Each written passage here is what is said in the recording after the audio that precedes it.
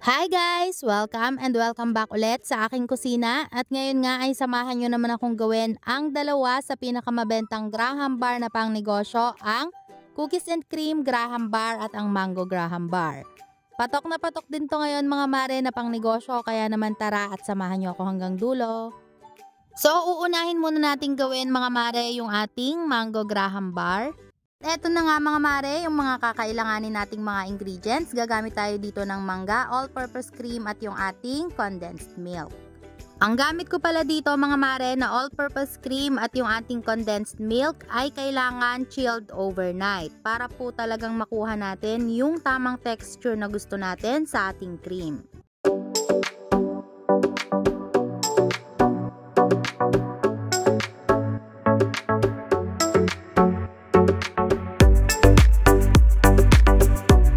Tapos mga mare, ibit lang natin to for at least 5 to 10 minutes or hanggang sa magdoble na po yung volume nitong ating cream.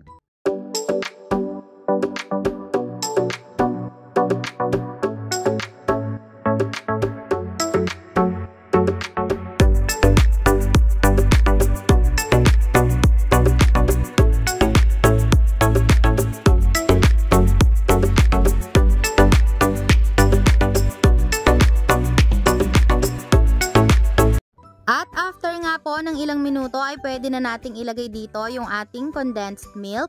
Ang gamit ko po pala na condensed milk dito ay mango flavor, pero pwede naman kayong gumamit ng plain lang or classic lang na condensed milk. And chilled overnight din po yung ginamit ko dito na condensed milk.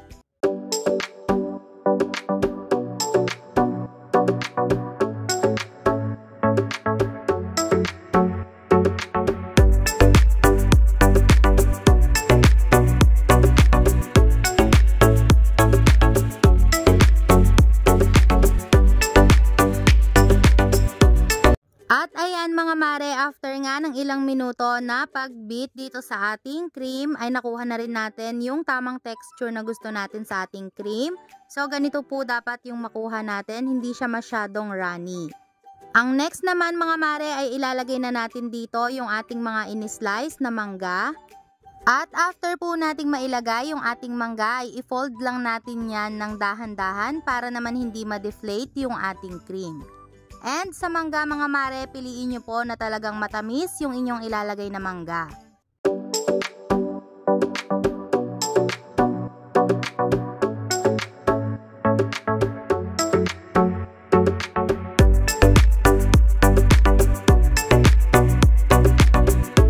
At after po nating magawa yung ating cream, ang next naman ay maglalagay na tayo ng ating mga graham crackers dito sa ating gagamiting molder.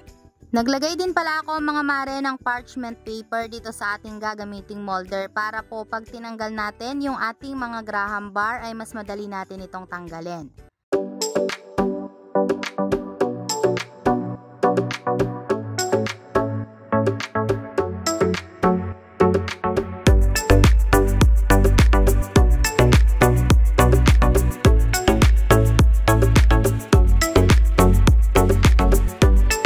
After po nating mailagay yung ating first layer ng graham cracker, ang next naman ay ilagay na natin yung ating ginawa kanina na cream na merong mangga. Tapos make sure lang po na talagang pantay yung pagkakalagay natin bago natin ilagay yung second layer ng ating graham cracker.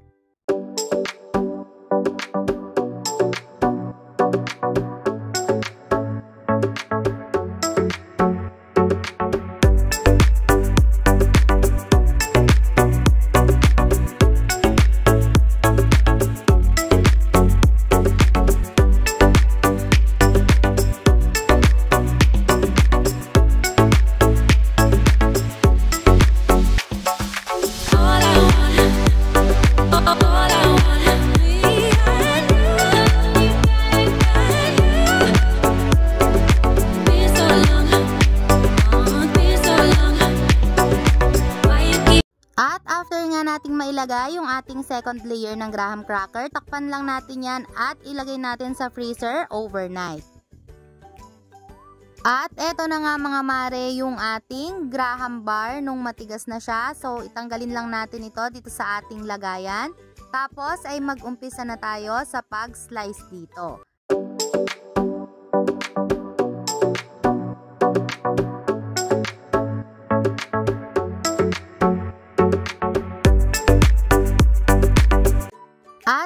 naman sa packaging o sa lagayan mga mare, gumamit lang ako dito ng plastic na nabili ko lang din online. Sa ibang nakikita ko mga mare, gumagamit sila dito ng aluminum foil, pero mas gusto ko kasi yung ganitong lagayan para makita din kung anong flavor yung ating Graham bar.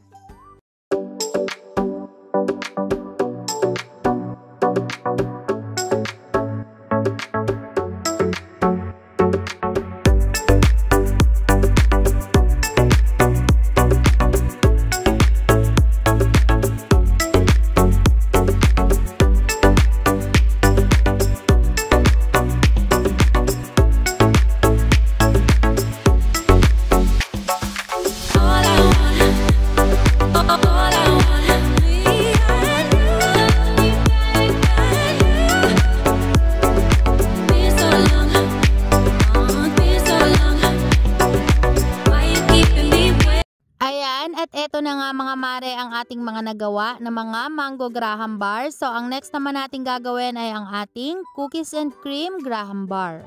Para nga po sa mga ingredients na kakailanganin natin, gagamit tayo dito ng 2 can ng creme densada. Any brand po ay pwede, and ito po ay chilled overnight. Kakailanganin din po natin dito ng crushed na cookies, at para mas masarap ay gagamit din ako dito ng hindi masyadong durog na cookies. At syempre pa, gagamit din tayo dito guys ng Graham crackers. Una nga mga mare, ilagay muna natin yung ating chilled na creme densada dito sa ating mixing bowl.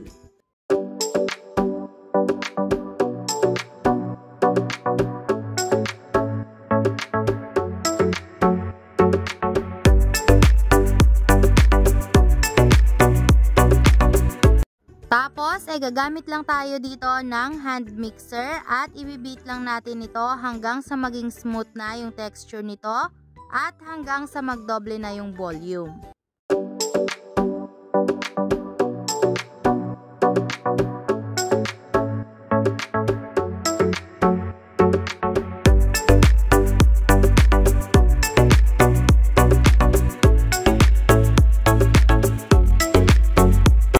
At kapag nga po ganito na yung texture ng ating cream at nagdouble na po yung volume nito, pwede na nating ilagay yung ating crushed na cookies.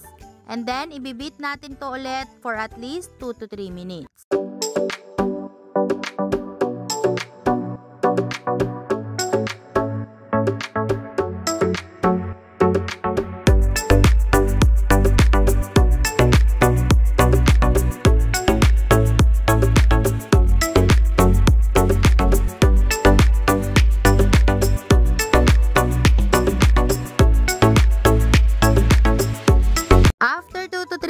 Mga mare, isi-set aside muna natin yung ating cream, at ang next naman natin gagawin ay maglalagay na tayo ng first layer ng ating Graham crackers dito po sa ating molder.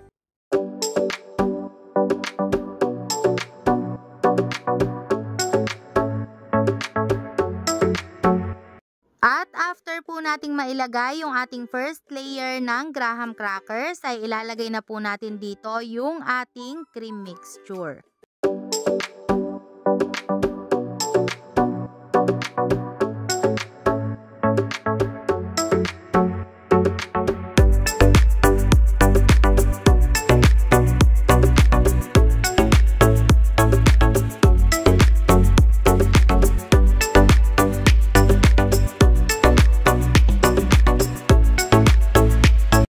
Kapag po okay na yung pagkakalagay natin sa ating cream, ang next naman ay ilalagay na natin yung ating mga cookies na hindi masyadong durog.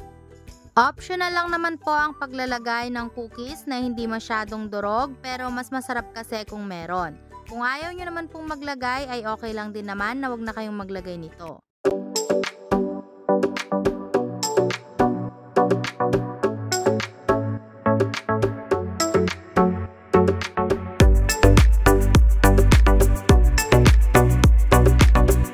Tapos mga mare, next naman ay ilalagay na natin yung second layer ng ating Graham crackers.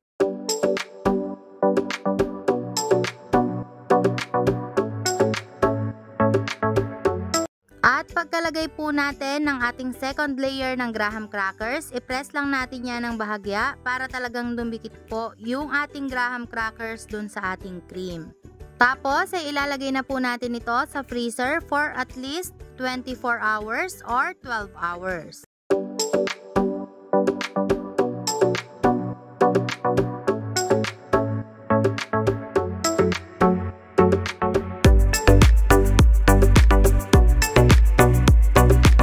Para sa packaging mga mare, gagamit ako dito ng ganitong plastic. Katulad lang din po ito ng ginamit ko sa ating mango graham bar.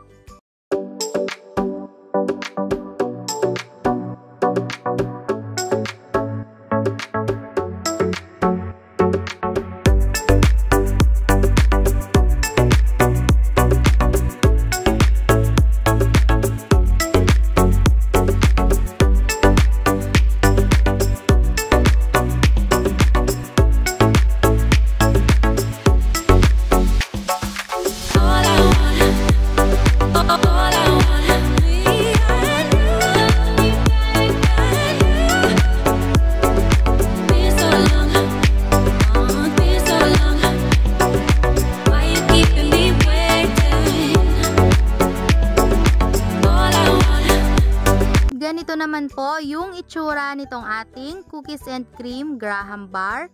Talaga namang napakasarap nito mga mare and talaga namang melt in your mouth. At kung gusto mo nga rin itong gawing pang negosyo mare, ay pwede mo itong ibenta ng 25 to 30 pesos each. Pero sa 25 pesos pa lang mare ay may tubo ka na. At ganun lang kadali mga mare, at meron ka ng patok na pang negosyo ngayong summer, ang ating mango graham bar at ang ating cookies and cream graham bar. So hanggang dito na lang mga mare, sana po nagustuhan nyo ang ating pang negosyo recipe for today. And thank you so much guys for watching, and see you again sa ating susunod na pang negosyo recipe. God bless!